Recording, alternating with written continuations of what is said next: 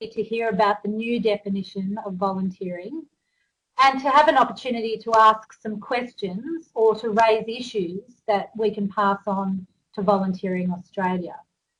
The presentation will only take about 20 minutes, so you may well get out of here a little earlier than you anticipated, but we will have time at the end for some questions.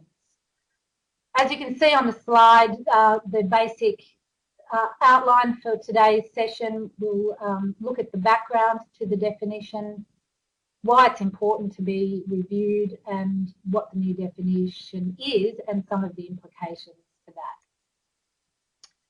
So who are we? For those of you who don't know, the Centre for Volunteering is the peak body in New South Wales, and we promote excellence in volunteering and volunteer management.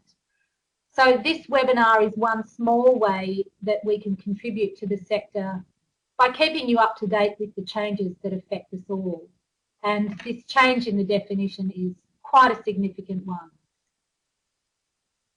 The previous definition of volunteering is on your screen, and that was has been used since 1996. The definition was formed in 1996 when most volunteering took place in regular roles within not-for-profit organisations, and that's a really key thing. So it was within a not-for-profit organisation, and generally the type of volunteering that we would call traditional volunteering.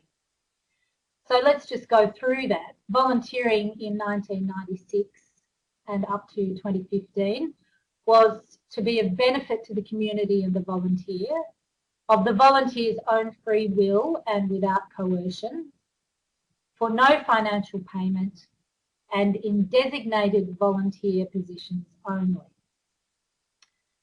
Things have changed very significantly since 1996, not just in the volunteering world, but in our world overall.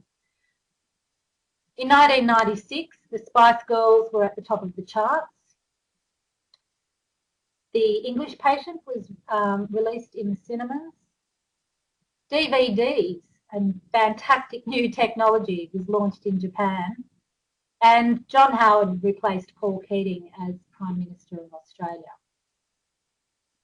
Also in 1996, volunteering was seen as a long-term commitment, and it was within traditional not-for-profit organisations, for example, in an office, generally speaking. 1996 is 4 years before the groundbreaking Olympic Games in Sydney, where volunteering really held the stage. So things have significantly changed since then. In 1996, that definition of volunteering excluded informal volunteering, spontaneous volunteering that we see all the time these days, particularly with the outbreak of fires and the floods in Queensland, for example, corporate or business volunteering, and any online type of volunteering, or micro-volunteering for that matter, where people just dip in and dip out. So over the period from 1996, there's been a significant shift in the way people volunteer and the amount of time that people have to contribute. On your screens you will see, hopefully you can read it, I'm having a little bit of difficulty myself, very small writing, but very recently the ABS released data from the General Social Survey, and for us in the volunteering sector it was a little bit disturbing in many ways, because it indicated that there had been what we would call a significant drop in the number of people identifying as volunteers. It's in fact a 5% decrease in volunteering, and it was the first time since these stats had been taken that there had been a decrease in volunteering. But what this really says to us is that we believe, well, we know that people are contributing in very different ways, and the ABS was only measuring that traditional type of volunteering. where the person goes to a particular organisation and gives their time, and using the 1996 definition of volunteering. The General Social Survey also indicated that people were finding it incredibly difficult to give more of their time because they were really time poor. And we know that that is the case. Just I see some names there that I know, and I know we all share that problem, that we are time poor. We like to do as much as we can, but we don't necessarily have the time to do it. So we believe in the volunteering sector that people give in different ways, and that this data does not necessarily reflect the state of volunteering in 2015. So that leads to why a new definition was warranted and is warranted. A new definition is really important because we want to be able to acknowledge all who contribute to our society and who give their time freely. What we define as volunteering has an impact on government policy and also on the practice of governments and agencies. It also affects the work of volunteer centres around Australia, not just New South Wales, and all the volunteer involving organisations. The definition makes a big difference to volunteer management and the implications for applying the national standards and implementing best practice. As many of you would know, Volunteering Australia this year in May released the new national standards for volunteer involvement, and the new definition goes hand in hand with those standards.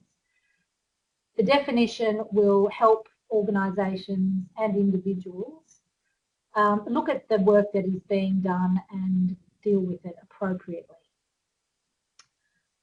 Volunteering Australia and the state peaks underwent a 2-year process to come to this new definition.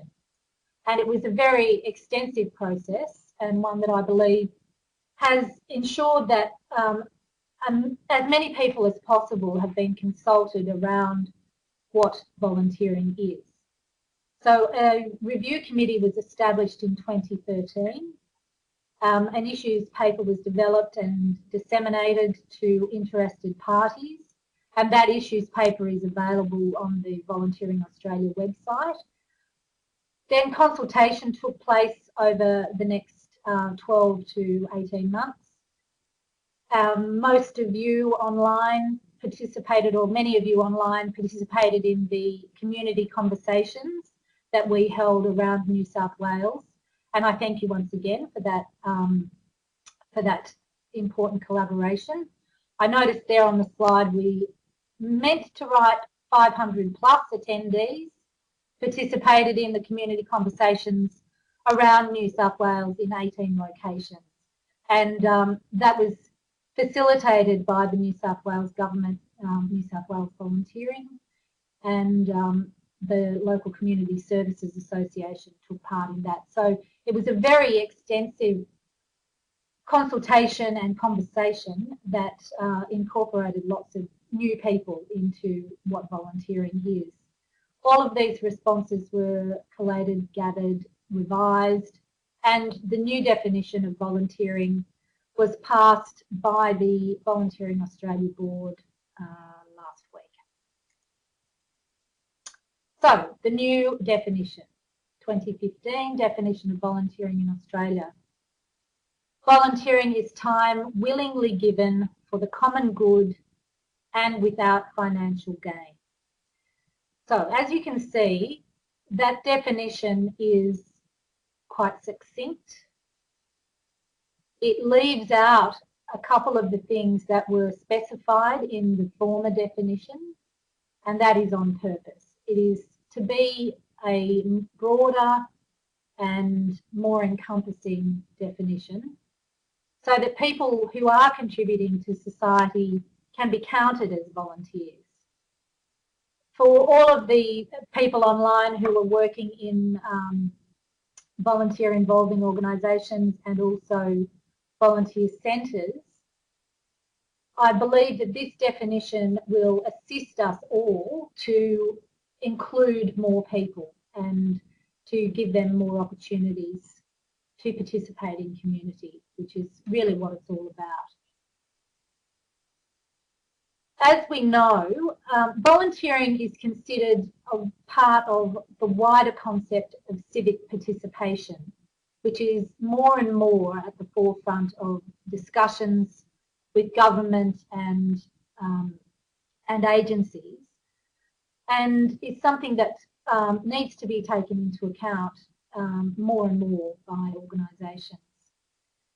So volunteering is seen as a pathway in many ways to different things.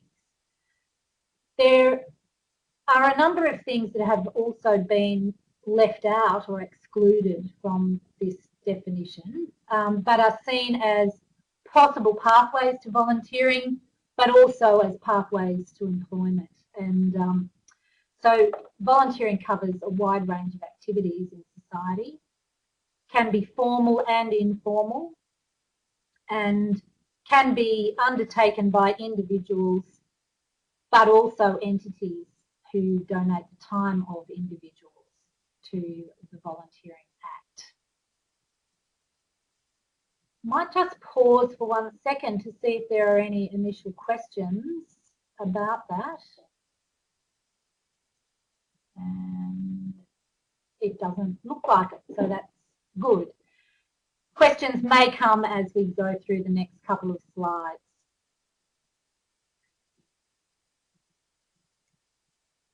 Okay, so a little bit more detail. Just to break it down, volunteering is time freely given without financial gain. This was a point that was considered very deeply by the committee and by all of the people who had participated in the consultation period. What was decided was that volunteers can definitely be reimbursed for out-of-pocket expenses, and in fact should. It's best practice for volunteer-involving organisations. So we would advocate that volunteers should be reimbursed for out-of-pocket expenses. Volunteers can also be rewarded and recognised as part of good practice. This may introduce an element of financial or material benefit to the volunteer, but it doesn't exclude that activity from being considered volunteering. And also, volunteers may receive an honorarium, a stipend or a similar payment, as long as that isn't the motivation for the volunteer accepting the role, then it is seen as quite fine for the volunteer to receive that. So it's more of that might come after the fact of volunteering rather than being something that is agreed to beforehand. I can see that there are a couple of questions coming up there, so my trusty team is taking note of those, and we will answer those at the end of the session.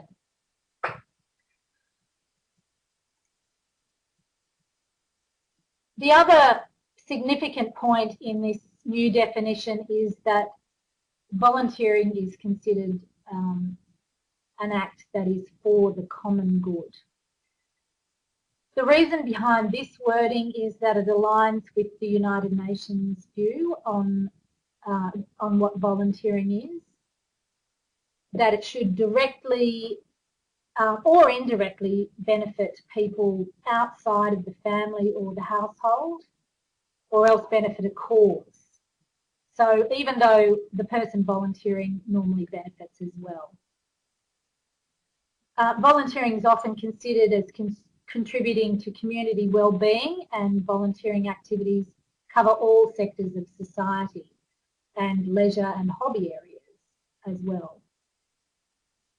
Some of the areas that were considered to be specific areas for volunteering, animal-related activities, including animal welfare, arts, heritage, cultural activities, business and professional activities, including union activity, education and training, emergency services, environmental volunteering, faith-based activities, health and welfare, international aid and development, law, justice, political activity, parenting and child and youth work, sport and physical recreation, and welfare and community activities.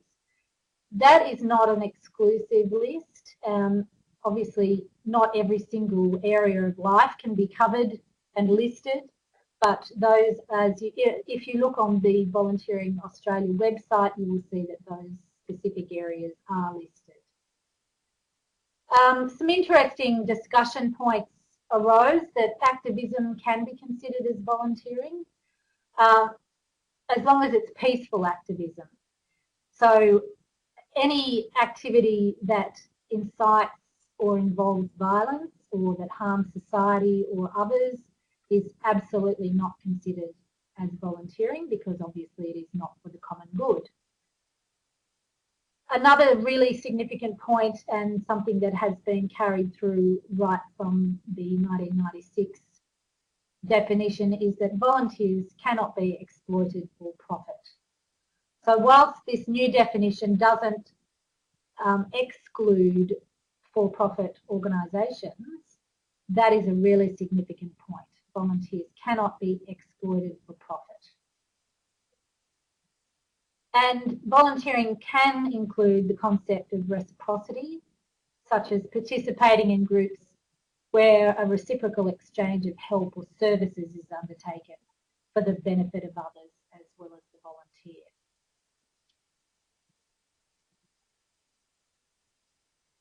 So that leads to what is not part of this new definition. Volunteering is not an activity where direct family responsibilities are involved. So, for example, carers. The other significant discussion that took place was around foster carers, and while they have similarities with volunteers, but it is essentially because of the family relationship that these relationships fall outside the definition of volunteering. There are a number of programs with highly structured requirements that do not fall into the definition of volunteering.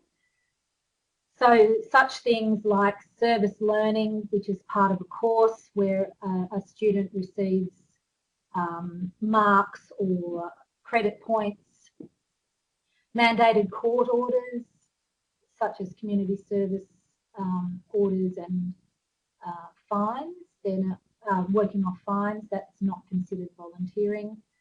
Internships, and we've had this discussion over several years, really, what internships encompass. Not seen as volunteering, very good activity, very good for students, but not within the definition of volunteering. The same goes for formal work experience and mandated government programs such as Work for the Dole. So all of these things, while they may lead to volunteering and certainly may have excellent community outcomes and societal outcomes, they are not considered under this definition of volunteering. So volunteering requires a donation of time, and other forms of giving, such as giving money or materials, are also not considered volunteering. They're considered philanthropy. Okay, let's have some questions. From Colin. What is the ABS doing to address the new definition? Are they changing the general social survey? Our next step is to work with the ABS, and we have some significant contacts within the ABS to encourage them to change their measurement. And anecdotally, I guess not for publication, I know that they are quite keen to work with us and to make sure that their measurement is something that reflects the definition and the true nature of volunteering in Australia. From Dominic, are our corporate volunteers still considered volunteers since the entity is not gaining financially from doing so, even if the staff themselves are still being paid on that day? Yes, they absolutely are. So that's a change, and that's what's new about this definition, that corporate volunteering and the volunteers themselves are considered volunteers. So that's a great step forward. From Amy, I think, in Bathurst, I have a question about how work for the dole is accounted for in the new definition. Was there an attempt to include it? It was discussed extensively, and I recall in our conversation around New South Wales that was brought up very often, in fact, I think in all 18 situations. It was excluded in the end because work for the dole is compulsory. For the person to receive the dole, their benefit, they have to do something. So it is compulsory activity, so therefore not their own free will.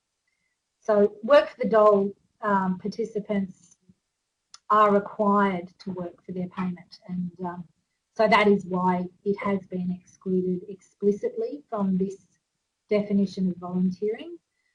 As I said before, it is still considered something that can be a pathway to volunteering, but it may also be a pathway to employment, which is what the aim of work for the dole actually is. So it's a great thing. It's very good for the job seeker, but it is about employment and it is not free will. And from Valentine, where would student volunteering fit in this definition, particularly for university students who undertake community-based projects as part of their academic program? So as I mentioned earlier, compulsory student volunteering is excluded from this definition. So there's some of the questions that have come up at the moment. Okay, sorry, there is one more question from Andy regarding plasma donation. That has been discussed also extensively, and it's something that will continue to be discussed. At the moment, it falls under the definition of product or material, and so is considered philanthropy under this definition. Having said that, it is absolutely something that we at the Centre for Volunteering want to continue to discuss with Volunteering Australia and also other organisations that obviously would have considerable views on that. So great question, thanks Andy, and it's something that we will continue to raise. Okay, so the next step, keep the questions coming in, but the next step is that the explanatory notes and the frequently asked questions plus the wording for the definition are all available on the Volunteering Australia website. We will also make them available on our website. You can email any questions to admin@volunteeringaustralia.org so that VA can ensure that there's a consistent response across the sector, across Australia. Also, we will continue to have emails and other fora to discuss any of these issues that rise out of this new definition. We are sure that there will be more issues and that people will want to raise things that may need further explanation that I obviously haven't had time to do this morning. But we are really happy and willing to advocate for broader measurement of volunteering, especially through the ABS, because we believe and we will certainly advocate for this measurement to continue through not only the General Social Survey, but we would like to see greater measurement of volunteering and the contribution it makes through the census.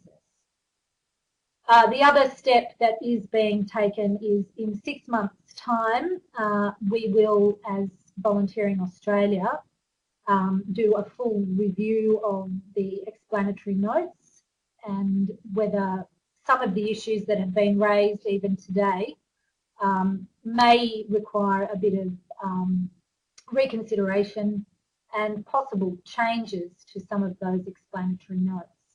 So we will endeavour to do that, and we will certainly take any of your comments and issues as you feel the need to raise them. You can contact me directly or any of us here at the Centre for Volunteering around any of those issues that you'd like to raise. Okay, another question. Again from Valentine. Would you happen to have references, links, etc., with the information about studies that informed this project that looked into student volunteering?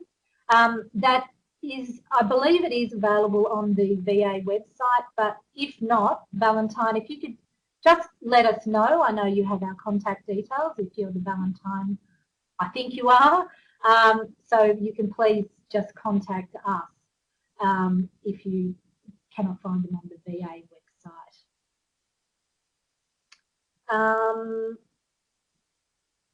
And interns who only do less than 15 hours are volunteers. Is that correct? An intern, if they really are an intern, really are an intern. They're not, they're doing it for their course or to gain work experience and so on. So it really depends on the intention of the activity, and there's a lot of information on the Centre for Volunteering website around the difference between an intern and a volunteer. So if you would like to have a look at that. And once again, if you can't find it, please just contact us directly and we can let you know. So our website, or our email address is, no, website is volunteering.com.au. No, website is volunteering.com.au. So have a look there, and if not, you can either call us or email the centre, and all of that on the website. Another question. When using a volunteer management database, such as Raiser's Edge, should student placement details not be included? Should we use a different system? I actually don't know anything about Raiser's Edge, unfortunately. But if you're talking about whether you count those people as volunteers, or should it be a separate piece of data that you collect, I would suggest that you collect it separately so that you can know the difference between your volunteers and your interns or students. That would be my advice, but happy to take that one on notice if that is not what you're asking. So please let us know, Stefania, if that isn't the question that you're actually asking. And any more questions? Yes? Okay, we just have a little time lag here for a second while the team gathers.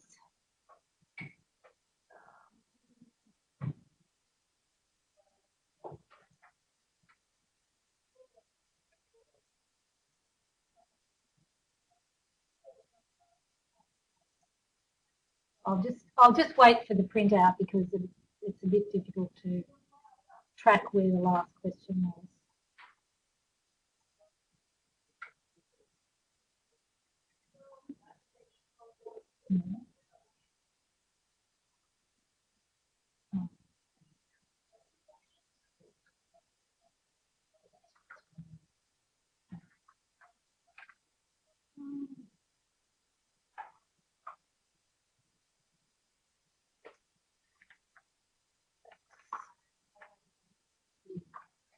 Okay.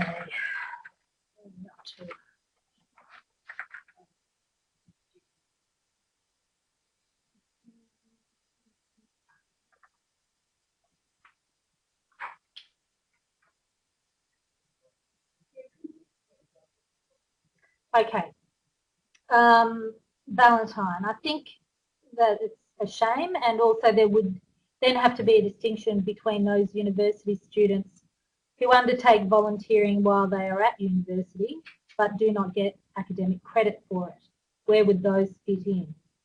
And with service learning, there are other forms that include co-curricular projects that are not taken for academic credit but are part of some extracurricular programs. I totally agree, Valentine. It is all about what benefit is gained and what the intention of the action is. So that issue has been dealt with quite significantly by Volunteering Australia and by the team that worked on the definition. It is not to say that those activities are not worthwhile or that they should not be done, but they are not strictly volunteering because there is an outcome for the student in having undertaken that activity. When the student doesn't gain academic credit for it and they are truly volunteering, that's volunteering. So it's a fairly grey line, but it is a line of distinction and one that I think we need to be mindful of. Liz is saying, if I have people as volunteers currently that are actually student placements, what do I need to change? Well, nothing really, but the fact that you are there, if they're there as an intern and they are gaining academic credit for that, then they're an intern, they're not defined as a volunteer. Amy, when an activity is not considered volunteering, what does this mean for how and who we work with? Volunteer support services and referral services. That is a really good question. So the aim of this definition is not to exclude people, it's to include. And I think we need to be very clear on that. It is not about saying you can't volunteer because of X, Y, and Z. If the person is under a work order or work for the dole, for example, that is what they're doing. It doesn't mean that they cannot continue to do the activity. It is just what their position is defined as. So we are absolutely able to work with these people as in our support services and our referral services, as long as we are really clear on what the position is and what the status of the person is in undertaking these activities. And that is absolutely fine. Insurance, again, it is the same as it is now, actually. So for volunteer insurance, all of the volunteers are covered. If you have a work for the dole placement and you are an approved provider, then that would be covered. If the person is working in your organisation, you would be covered with your own insurances there. But it is certainly something that you need to be very mindful of. Ensure that your insurance provider understands the different categories of people that you have working on your premises, and ensure that you are covered and that the volunteers and job seekers are also covered. I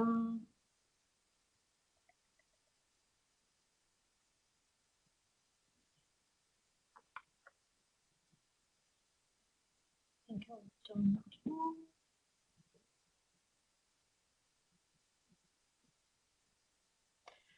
There's a question around volunteers being referred to for-profit organisations. That is something, and whether there will be guidelines made available around these. Yes, Volunteering Australia is working on further guidelines and particularly around issues like that there may need to be some more explanatory notes provided and what to do in that case. There are several instances already where people are referred to for-profit organisations, and what springs to mind particularly is event management organisations. So they are considered volunteers, and there needs to be some guidelines around with the for-profit organisation in terms of volunteer management, and that's something that we will all need to work on.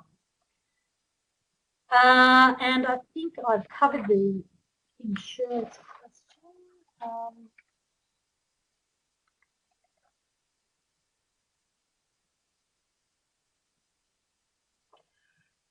A question around the volunteer drivers and having to pay for some of their licences and so on.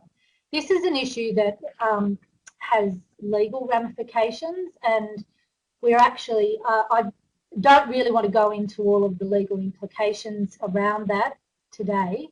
It is something that was raised at our state conference recently, but it is also something that we are going to have a special networking session on around the legal issues involving volunteers and what they pay for themselves, particularly when it comes to transport and driving. So if we could please park that question for the moment. It's not something that I can go into today.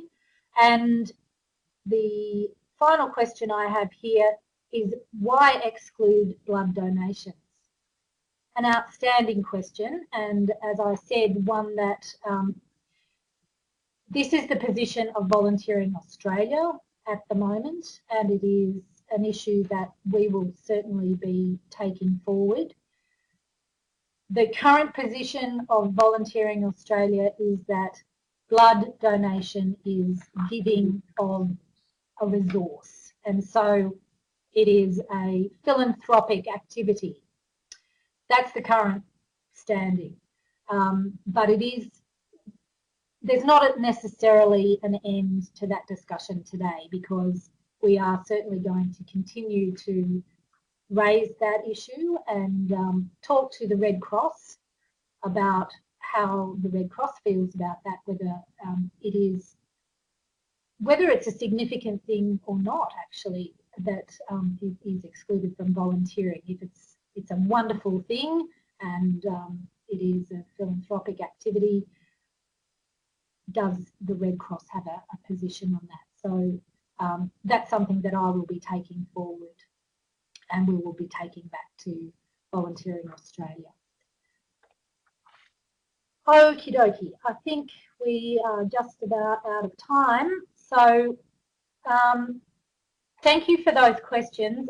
I think it's really important that we raise these questions, and if you want to keep them coming in, we have to stop the webinar, but if you would like to send through any other questions, I will get you to send them to Reem at...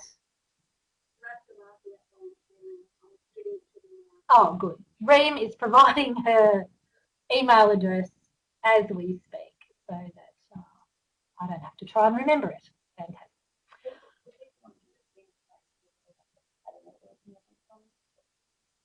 Okay. Just one question from the team. If you would like us to facilitate a networking event where we can discuss the issues, and it's not just me presenting my point of view, then we would be happy to facilitate that. So if you could give us some indication whether you would like a networking event to be held, not necessarily here at the centre, we might be able to hold a number of them in different places if some of our volunteer centre friends have a venue that we might be able to use. So please just let us know if you would like that. Oh, how? Wow, we've done a poll. I'm so excited. I don't know if you can see that, everybody, but very interesting. And it looks like the yeses have it, so then a maybe, a few maybes, that's okay. But significant number of yeses to warrant doing something about it. So we will do that. Okay, well, that brings us to a close. I hope it has been, in some ways, illuminating. It does raise a lot of questions, but it is a really important thing, and we are all here for volunteering and to promote volunteering. So it's important to have that definition pretty clear in our heads. So thank you all very much for participating. I look forward to hearing from you in other ways, and for you attending the networking event when we have it, and chatting to you soon. Thanks, everyone.